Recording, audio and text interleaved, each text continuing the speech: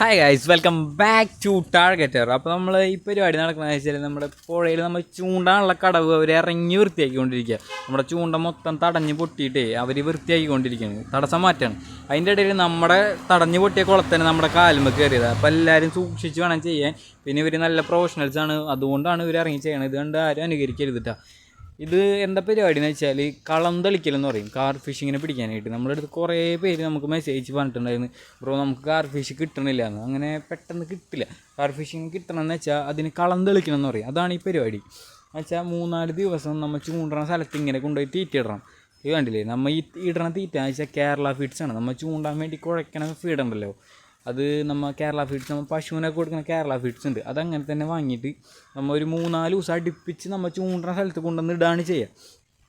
ഇതാ കേരള ഫീഡ്സാണ്. നമ്മൾ എല്ലാ ദിവസവും നമ്മൾ ഇതേപോലെ ഒരു 3-4 ദിവസം അടുപ്പിച്ച് കൊണ്ടുവന്ന് ഇടണം ചൂണ്ടിനോടത്ത്. ഇതേപോലെ അങ്ങോട്ട് വാരി എറിയ തന്നെ. അപ്പോൾ നമ്മൾ ഫസ്റ്റ് ദിവസം വന്നിട്ടുണ്ട് ഇടാനായിട്ട്. ഇപ്പോൾ രണ്ടാമത്തെ ദിവസവും കണ്ടിന്യൂ ആയിട്ട് പോയി ഇടുന്നുണ്ട്. അല്ല 3-4 ദിവസം കണ്ടിന്യൂ ആയിട്ട് ഇട്ടാൽ തന്നെ മീൻ നമ്മുടെ കളത്തിൽ വന്ന് നിൽക്കുള്ളൂ. പിന്നെ ഈ കളത്തിൽ തന്നെ നമുക്ക് ചൂണ്ടിയാൽ മതിയാവും. കണ്ട, ഇതാണ് കേരള ഫീഡ്സ്. ഇതാണ് നമ്മൾ അങ്ങോട്ട് ഇട്ട് കൊടുക്കുന്ന ഫീഡ്. ഇത് കണ്ട, നമ്മൾ ഈ ഇടുന്ന ദൂരത്തിലോട്ട് ഇട്ടാൽ മതി. ഇതാകുമ്പോൾ ഒഴുക്കിപ്പെട്ട് നമ്മുടെ തീറ്റ ഒഴുകി പോകില്ല. ഇതിൻ്റെ ഉള്ളിൽ തന്നെ നമ്മുടെ കഴിച്ചുകൊണ്ട് ഇട്ടാൽ മതി. ഇത്രയും സ്ഥലമാണ് നമ്മൾ ഇറങ്ങി വെടുപ്പാക്കിയത്. ഇപ്പോൾ ക്ലീനാക്കി തടസ്സം മൊത്തം മാറ്റിയത് ഇത്രയും സ്ഥലങ്ങളാണ്. പിന്നെ നമ്മൾ കണ്ടിന്യൂ ആയിട്ട് അടുത്ത ദിവസവും വന്നിട്ടുണ്ട് ഫീഡ് ഇടാനായിട്ട്. അപ്പോൾ ഇങ്ങനെ ഇട്ട് കഴിഞ്ഞാൽ ഒരു 3-4 ദിവസം കഴിയുമ്പോഴത്തേനും നമ്മുടെ തീറ്റയുടെ അകത്ത് നല്ലപോലെ വളർത്തു മീനുകൾ വരും. എന്ന് വെച്ചാൽ കാർപ്പ് ഐറ്റംസ് ഇല്ലേ, നമ്മുടെ കട്ട്ള, റോഹു, തൂളി, ഗ്രാസ് കാർപ്പ്, മൃഗാല, അങ്ങനത്തെ മീനുകളെ പിടിക്കാനായിട്ടാണ് നമ്മൾ ചെയ്യണത്. നമ്മൾ എല്ലാ ദിവസവും കണ്ടിന്യൂ ആയിട്ട് ആത്മാർത്ഥമായിട്ട് വന്ന് തീറ്റിടുക.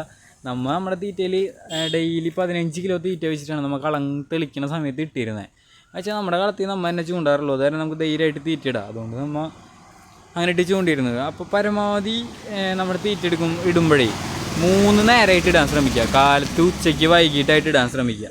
ആകുമ്പോൾ ഏത് നേരവും തീറ്റ ഇങ്ങനെ വീണുകൊണ്ടിരിക്കുന്ന മീൻ കളത്തിൽ തന്നെ ഉണ്ടാവും. കണ്ടോ, ഈ പരുവത്തിൽ വേണം തീറ്റ വീഴാൻ. പുറത്തേക്ക് പോയത് ഇങ്ങനെ പരന്ന് നമ്മുടെ കളത്തിൻ്റെ ഉള്ളിൽ തന്നെ ആ രീതിയിൽ പരന്ന് വീഴാനുള്ള രീതിയിലിടണം.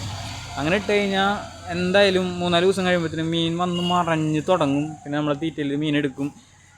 അപ്പോൾ ഇനി കാണുന്നത് നമ്മൾ തീറ്റയിൽ പിടിച്ച കുറച്ച് മീനുകളാണ് കേട്ടോ.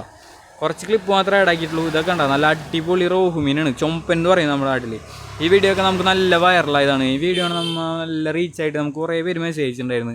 ചോദിച്ചവർക്ക് എല്ലാവർക്കും നമ്മുടെ ഫീഡും പറഞ്ഞു കൊടുത്തിട്ടുണ്ടായിരുന്നു. എല്ലാം നമ്മുടെ ഫീഡിൽ പിടിച്ചാണ് കളം തെളിച്ച്.